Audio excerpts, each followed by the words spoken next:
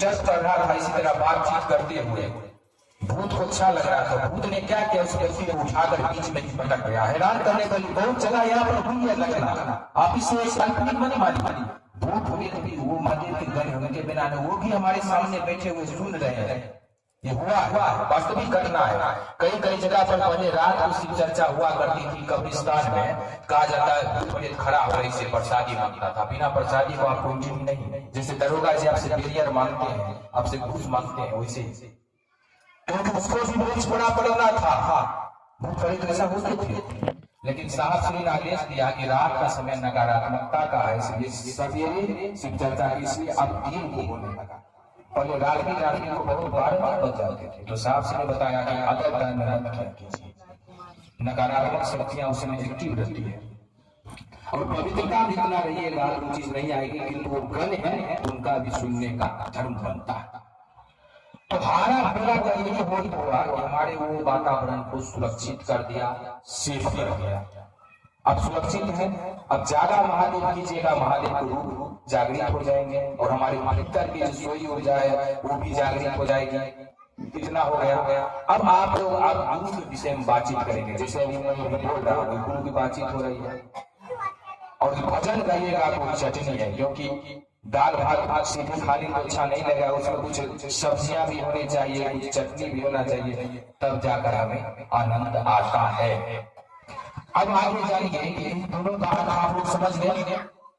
अब शिव चर्चा में आप लोगों का एक और प्रश्न आएगा कि भैया नमः शिवाय करते हैं, लेकिन पहले सुना करते थे कि वो नमः शिवाय होता है, नमः शिवाय क्यों करते हैं? कई लोगों ने कहा कि ओम को मुंडी उड़ाता है। तो जान लीजिए मुंडी नहीं उड़ाया गया। नमः शिवाय शुरुआत से ही भगवान शिव का पंचाक्षरी मंत्र है। हम अभी स्वयं अनुष्ठान में किए हैं। नागेंद्र हाराय त्रिलोचनाय भस्मांग रागाय महेश्वराय। तो 9 से शुरू हुआ। ओम से कहीं कोई शब्द शुरुआत नहीं हो।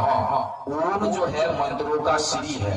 जैसे नाम में सम्मान देने के लिए श्री लगाया जाता है। जैसे मेरे पिताजी अरुण दास का नाम श्री अरुण दास। कोई का नाम वो है हमारे चाचा जी शंकर दास, श्री शंकर दास।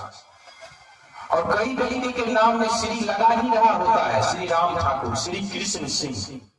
तो इसी प्रकार कई सारे मंत्र हैं जो ओम के साथ ही बने, आप इसे हटा नहीं सकते। जैसे ओम त्र्यंबकम यजामहे सुगंधिं पुष्टिवर्धनम् उर्वारुकमिव बन्धनान् मृत्युर्मुक्षीय मामृता। ये ओम के साथ ही बने हैं। गायत्री मंत्र देखिए, ओम भूर्भुवः स्वः तत्सवितुर्वरेण्यं भर्गो देवस्य धीमहि धियो यो नः प्रचोदयात्। ये भी ओम से बने। लेकिन नमः शिवाय में सम्मान देने के लिए हम लगाते हैं, आप कर सकते हैं। लेकिन जब आप शिव को अपना बना लीजिएगा तो आप ओम लगाने की आवश्यकता नहीं पड़ेगी, क्योंकि आप उसे आप अपना गुरु बनाए। और गुरु बनाइएगा तो वो जो है आपको क्या करना चाहिए नहीं करना चाहिए ये चीज आपको बताएंगे।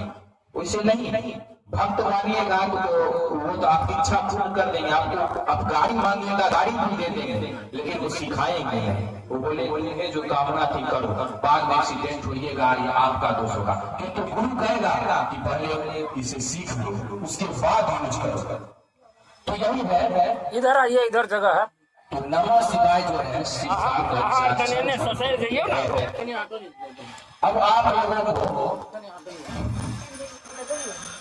शिव जो है वो जगत गुरु है। सुने हैं कि सदगुरु, सामान्य गुरु, जगत गुरु। साहब श्री से पूछा गया कि हम शिव को ही गुरु क्यों माने? तो साहब श्री ने एक उदाहरण दिया, इधर सुनिए, कि आप जब पॉकेट मार को गुरु बनाइएगा तो आपको क्या सिखाएगा? क्या सिखाएगा?